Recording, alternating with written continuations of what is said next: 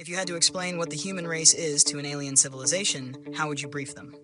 All right, if I'm briefing aliens on humans, here's what you need to know. You're looking at a species running three incompatible brain systems at once: reptilian survival instincts, mammalian bonding drives, and a neocortex trying to make sense of both. This is why they write poetry about universal love, then commit genocide over which invisible deity they worship. The hardware was never meant to work together. They're the only species aware of their own mortality, which creates baseline existential terror. Everything they build, religions, legacies, art, reproduction, is elaborate death denial. They're running from the void while pretending they're running toward meaning. Their pattern recognition went into overdrive as a survival trait, but now it misfires constantly. They see agency everywhere: faces in clouds, conspiracies in coincidences, divine plans in randomness. This made them great at detecting predators, but now makes them vulnerable to their own hallucinated patterns. Here's the critical part. Humans don't experience reality directly. They experience their story about reality. Two humans witness identical events and construct completely contradictory narratives. They'll kill for these stories. Their brains privilege narrative coherence over factual accuracy, which means they'll distort information that doesn't fit their plot. They systematically lie to themselves, not just others. They hold contradictory beliefs simultaneously. The scientist who understands evolution still feels grandma watching from heaven. They know factory farming is horrific, but eat it anyway. The cognitive dissonance doesn't break them. They've armored themselves to sustain contradictions. Their relationship with violence is instructive. They're horrified by it abstractly, but fascinated practically. Every major technology gets weaponized first. They split the atom and immediately built bombs. They're teaching machines to think, and military applications lead the research. They're trapped between primate dominance, hierarchies, and egalitarian ideals, so they construct fictions about meritocracy while maintaining brutal hierarchies of wealth and power.